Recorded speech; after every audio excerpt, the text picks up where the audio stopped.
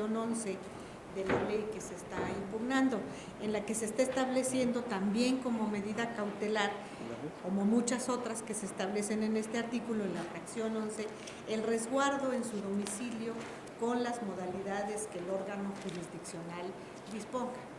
Y he escuchado con mucha atención las intervenciones que creo están enfocadas mucho a la forma en que hemos votado la primera parte.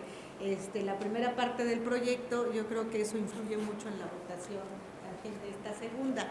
Y bueno, yo creo que ya son puntos de vista muy definidos en ese sentido. Yo quisiera externar que en este caso concreto, el hecho de que se esté estableciendo el resguardo en su domicilio con las modalidades que disponga el órgano jurisdiccional, es realmente una medida cautelar como todas las demás que está tratando este artículo. El proyecto lo que nos dice es que esto es inconstitucional porque viola la libertad de tránsito y porque viola la libertad personal. Y que esto de alguna manera resulta violatorio de la Constitución. También ha hecho referencia al artículo 37 de los derechos del niño, de la Convención de los Derechos del Niño. En mi opinión, y lo digo con el mayor de los respetos, no comparto la determinación de inconstitucionalidad por lo siguiente, porque además en el proyecto se hace referencia a el precedente de las acciones de inconstitucionalidad 25/2013 y su acumulada 31/2013. Yo quisiera mencionar que son supuestos totalmente diferentes, totalmente distintos. En las acciones de inconstitucionalidad que se mencionan, lo que se reclamaron fueron dos artículos, el 270 bis 1 del Código de Procedimientos Penales del Distrito Federal y el 271 quinto párrafo. Pero yo quisiera señalarles por qué se trata de supuestos totalmente distintos, no tiene nada que ver uno con el otro. El artículo lo que dice es lo siguiente: procederá a la detención con control judicial cuando el Ministerio Público acuda ante el juez y además acredite que no se garantiza la comparecencia del indiciado en la averiguación previa, que la conducta del indiciado entorpezca o impide el desarrollo, etcétera, etcétera, etcétera. ¿A qué se está refiriendo este tipo de artículos? A la averiguación previa, a una detención con control judicial durante la averiguación previa, es decir, para investigación.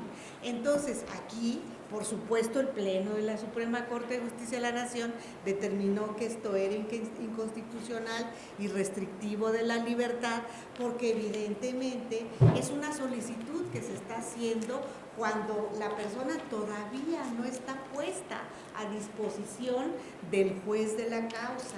Y efectivamente, como lo había comentado el señor ministro Lainez, el señor ministro Medina Mora, el señor ministro Pardo y me parece que también el ministro Pérez Dayán, en un sistema distinto. Pero al final de cuentas, para mí lo importante es, se dijo en aquel momento que era equiparable a un arraigo. ¿Por qué razón? Pues porque se estaba dando por una autoridad administrativa durante la averiguación previa en algo que todavía no se tenía consignado ante el juez de la causa. Entonces, por eso se equiparaba al arraigo, que ya en otras ocasiones nosotros habíamos declarado inconstitucional. Sin embargo, en el presente caso, estamos hablando de una situación totalmente distinta. Estamos hablando de un procedimiento que se está dando ya ante el juez de la causa y estamos hablando de medidas cautelares que se le están pidiendo precisamente al juez de la causa.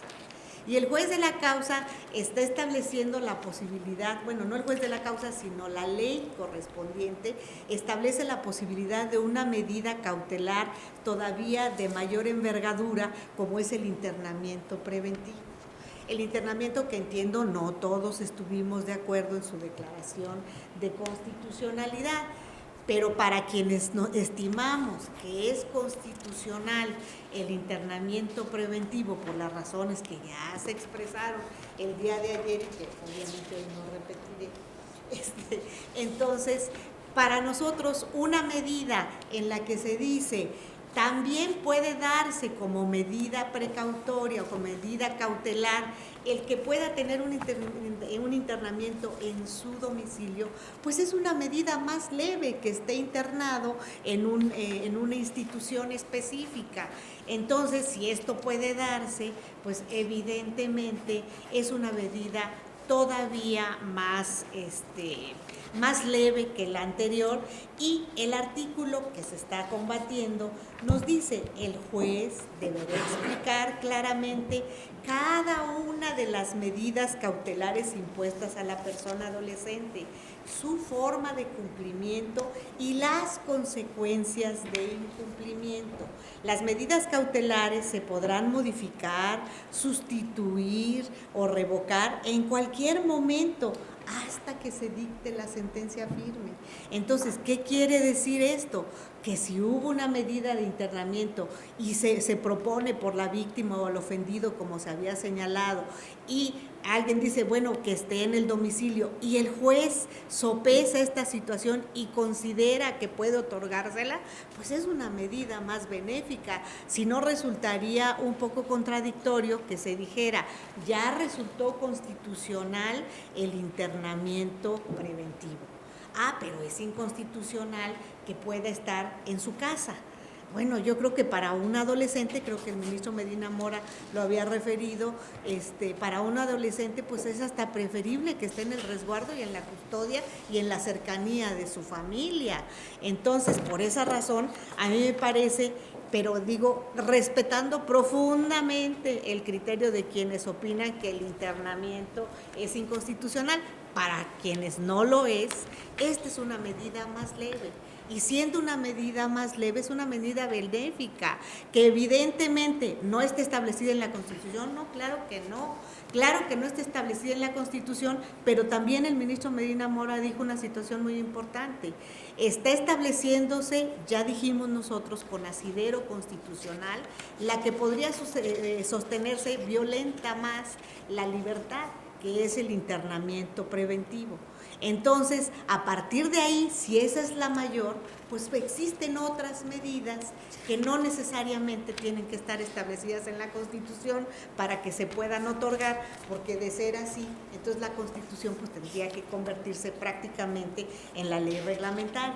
Pero no solo eso, el artículo 124 de la ley impugnada también determina supervisión de la medida cautelar.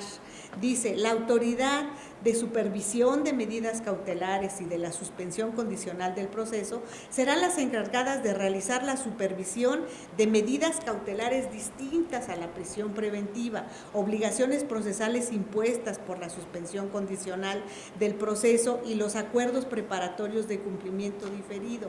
Para el cumplimiento de sus funciones y conforme a su presupuesto, contará con las áreas especializadas necesarias. Entonces, ¿qué es lo que se nos está señalando? Tampoco es una medida que se decreta y que quién sabe cómo se cumpla, ¿no? Primero ya se dijo, el juez tiene que explicar de manera muy clara cada una de las medidas impuestas a la persona adolescente, su forma de cumplimiento y las consecuencias de su incumplimiento. Y además tiene que haber una supervisión de esta medida cautelar para saber de qué manera se está cumpliendo. Y otra de las cosas es, en el caso de que se considere por el informe de esta supervisión que no es la medida idónea, también se establece, se pueden modificar, sustituir o revocar en cualquier momento hasta que se dicte sentencia firme, según lo dice el propio artículo que ahora estamos analizando. Sobre esa base, a mí me parece que el artículo no es inconstitucional. Y si esto se aúna a lo que mencionó el señor ministro Alfredo Gutiérrez, en el sentido de que además el artículo 40 de la Convención de los Derechos del Niño también establece esta posibilidad, pues todavía con mayor razón. Pero aunque no lo estableciera el tratado internacional o ninguna ley, ninguna disposición de esta naturaleza, para mí sería suficiente con determinar que en mi opinión no está riñendo con ningún artículo de la Constitución.